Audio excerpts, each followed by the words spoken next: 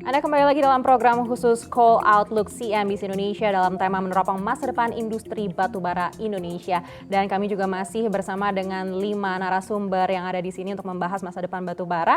Dan untuk menanggapi yang tadi sudah disampaikan oleh Pak Jemi, kita akan langsung ke Pak Alexander dari Bayan Resources. Dari yang disampaikan Pak Jemi tadi, Pak Alex, apa saja solusi yang mungkin diharapkan oleh Bayan Resources? Di luar dari transfer teknologi dan tadi juga mungkin kalau pendanaan sudah aman ya? Iya, kami bicarakan sebagai coal producer ya pertama. Jadi maksud saya begini, industri batubara ini kan sebenarnya industri strategis nasional sebenarnya. Dalam arti begini, ketahanan energi nasional saat ini masih menggantungkan pada batubara. Satu, ya. Kedua adalah industri batubara ini memiliki multiplier ekonomi yang begitu besar. Dari supply chain, dari mulai pengiriman, itu melibatkan banyak tenaga kerja, banyak multiplier efek ya. Jadi kami dalam menghadapi ini tentu kami berharap adanya, tadi seperti pernah disampaikan, bahwa rencana RUPTL yang lebih detail ya, mungkin lebih masif ya, dengan waktu yang timeline yang jelas sehingga transisi itu bisa disesuaikan begitu. Itu satu. Ketiga juga kami berharap dengan hilirisasi, tentu program hilirisasi yang dicanangkan pemerintah Jokowi sangat-sangat baik gitu ya.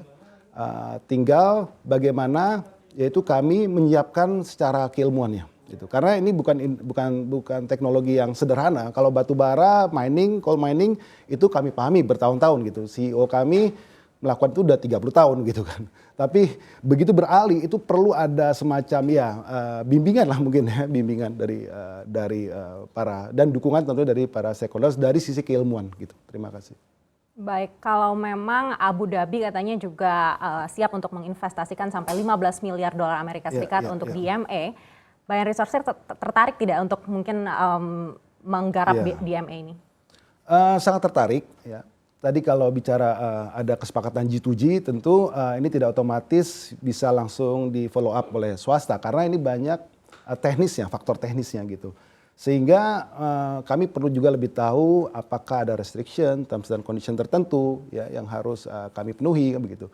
Tapi kami menginginkan kejelasan market gitu terhadap DME, komitmen daripada off takers tentunya gitu ya, jangka panjang. Nah itu yang menjadi nilai untuk menjamin kepastian investasi tersebut. Baik, artinya dari pemerintah diminta untuk mungkin memperjelas marketnya begitu ya? Iya, kurang lebih. Oke, kita akan beralih ke Pak Dharma dari Adaro. Kalau dari Adaro seperti apa Pak mungkin solusi yang diharapkan? Sebenarnya bukan diharapkan ya, solusi yang kita garap gitu ya kali Pak ya. Jadi mungkin balik lagi kalau dari kami menganggap bahwa batu bara itu masih perannya sebagai fondasi energi Indonesia masih besar dan masih diperlukan sampai beberapa tahun ke depan ya kan. Tentunya sampai 2030 dan 2050 ini kan. Di RUPTL pun dari PLN kita juga melihat bahwa energi mix batu bara 10 tahun ke depan pun masih 50% ya Pak kalau nggak salah Pak Agung. Silahkan koreksi kalau salah. Jadi kita melihat sebetulnya batu bara ini di satu sisi masih penting. Jadi ini kita tetap lakukan, kita tetap become least cost operator dan lain-lain, kita selalu improve untuk reduksi cost. Tapi di sisi lain kita balik lagi mengerti bahwa dunia ini menuju ke sana gitu. Seperti tadi Pak Seto bilang, sekarang untuk produk-produk aja ada import carbon tax gitu. Jadi kita mesti siap-siap nih. Nanti kalau nggak produk Indonesia semua nggak laku. Karena semua kena carbon tax. Jadi di sisi lain kita mesti siap-siap. Nah disinilah yang kita jadi sudah mulai menggarap yang saya ceritakan tadi, baik dari sisi renewable energy maupun kita menilik industri-industri yang memerlukan green products ini, maupun teknologi-teknologi yang tengah-tengah lah seperti waste to energy dan lain-lain. Jadi ini semua kita garap banyak dalam antisipasi bahwa suka tidak suka dunia ini memang menuju ke produk yang lebih green, power yang lebih green, dan segala-gala yang lebih green. Termasuk tuntutan dari Pak Jemi dan teman-temannya bahwa perusahaan-perusahaan seperti kami juga mesti lebih green gitu ya. Jadi itu juga menjadi konsiderasi. Demikian. Baik, mungkin boleh disebut Pak Dharma berapa sih total investasinya untuk proyek-proyek jalan keluar yang tengah digarap ini? Oh, waduh, kalau angka mungkin belum saatnya di ini ya, tapi prinsipnya bahwa ada berbagai inisiatif yang lagi kami garap, gitu ya. Belum semua bisa di-share pada saat ini, tapi ya prinsipnya sih balik lagi, Mak, di luar keperluan operasional batu bara, nyaris semua akan larinya ke hal-hal yang baru-baru ini gitu ya. Baik, kita akan beralih ke PLN. Pak Agung, mungkin ada yang mau ditambahkan dari tadi yang disampaikan dari pelaku industri swasta?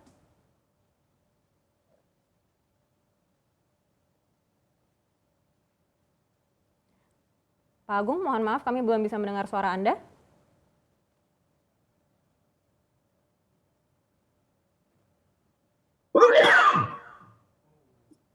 Baik, Maaf, silakan Pak Agung. baik, terima kasih. Mbak Aneka, mohon maaf. Mbak Aneka tentunya PLN ya seperti yang saya sampaikan di awal mendukung penuh program dekarbonisasi yang diusung oleh pemerintah guna menghadirkan ruang hidup yang lebih baik bagi generasi mendatang.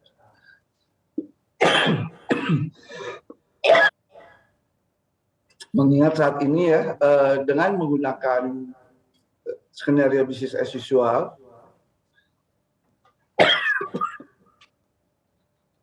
Baik, eh, baik Pak Agung, kita akan alihkan dulu ke Pak Jemi. Pak Jemi, kalau mendengar yang tadi disampaikan dari pelaku industri, baik itu dari swasta dan juga dari PLN begitu, Anda lihat seperti apa sih kemungkinan portfolio batubara ke depan? Apakah investor akan mulai mengurangi juga kepemilikannya di sektor batubara ini? Dan kalau memang iya, rotasinya nanti akan kemana?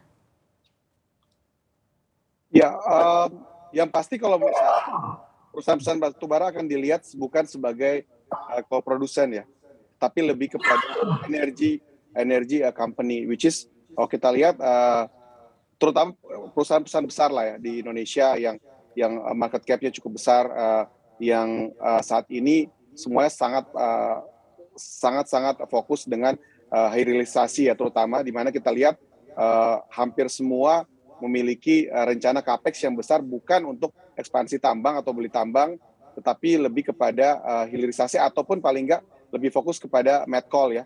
Memang benar di Indonesia metallurgy coal itu masih nggak sebanyak misalkan di Australia, tapi kita lihat ada beberapa, terutama di sini kan ada Bayan, ada Adaro juga yang high calorie coal producer. Saya pikir ini juga yang mungkin dilihat oleh investor. Jadi sebagai investor kami juga memang tentu saja melihat bahwa porsi daripada batubara yang untuk power plant itu kita melihat seberapa besar terhadap terhadap market cap dari perusahaan ya, daripada penjualan mereka itu nanti ke depannya seperti apa. Jadi walaupun memang kita tentu saja akan mengurangi ya, terutama saat ini ya, bukan mengurangi, tapi karena tuntutan dari investor kami, misalnya contoh investor kita juga ada berapa misalnya dari internasional, dari luar negeri, dan ini yang memang tentu saja ada demand bahwa misalkan kita harus membuat produk misalkan yang ESG certified, ESG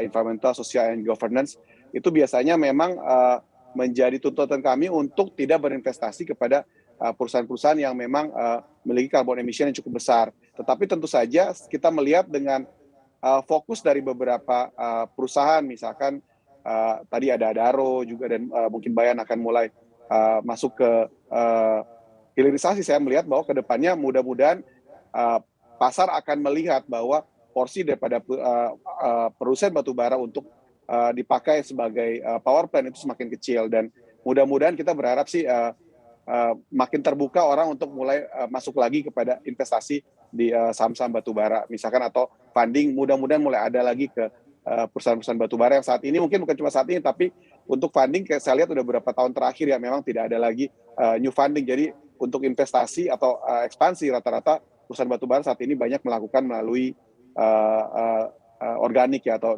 uang sendiri ya. Mungkin itu view kami sebagai investor ya. Baik, menarik sekali dari Pak Jamie Paul dan kita akan lanjutkan lagi usai jeda dialog dalam Call Outlook kali ini. Tetaplah bersama kami akan kembali.